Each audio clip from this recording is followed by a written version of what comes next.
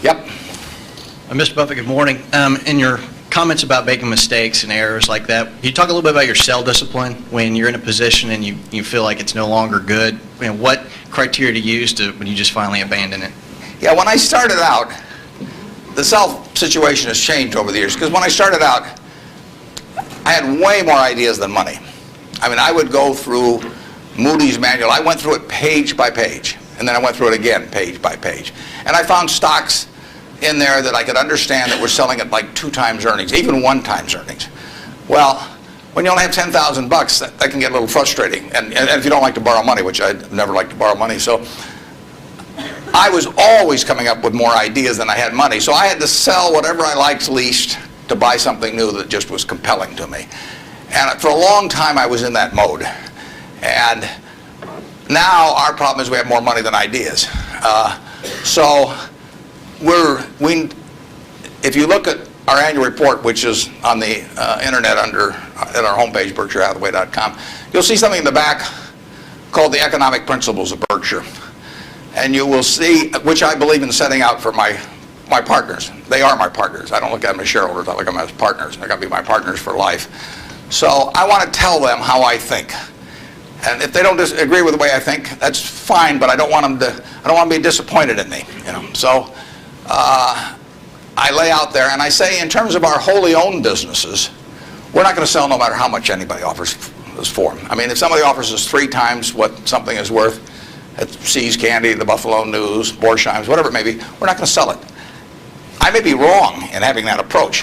I know I'm not wrong if I owned 100% of Berkshire, because that's the way I want to live my life. I've got all the money I could possibly need. It just amounts to a change in the newspaper story on my obituary and the amount of money that the foundation has. And to break off relationships with people I like and people that have joined me because they think it's a permanent home, to do that simply because somebody waves a big check at me would be like selling one of my children because somebody waved a big check. So I won't do that. And I want to tell my partners I won't do it so that they're not disappointed in me.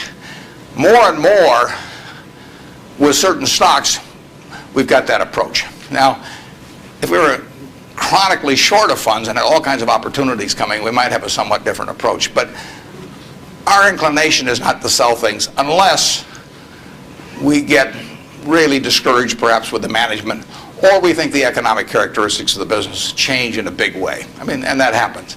So, but we're not going to sell simply because it looks too high, in all likelihood. I mean, you can't make that 100%, but that's the principle under which we're operating. We're generating right now $5 billion of cash a year at least. So it's $100 million every week. And, just not, we've been talking here half an hour and I haven't done a damn thing.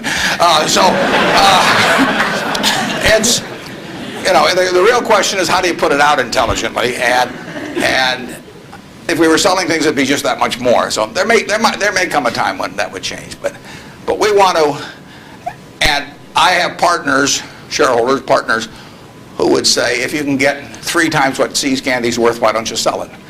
And that's why I want to be sure before they come in, they know how I think on that. I mean, they're entitled to know that. You really want, think for a minute, if you're going to get married, and you want a marriage that's going to last, not necessarily the happiest marriage, or one that Martha Stewart will talk about or anything, but you want a marriage that's going to last. What quality do you look for in a spouse? One quality. Do you look for brains? Do you look for humor? Do you look for character? Do you look for beauty? No. You look for low expectations. I mean, that is the marriage that's going to last. Both have low expectations. I mean, and I want my partners to be on the low side on expectations coming in, because I want the marriage to last. It's a financial marriage when they join me at Berkshire, and I don't want them to think I'm going to do things that I'm not going to do. So that's our guiding principle. The advice is all free, and your marital advice, everything else. Next.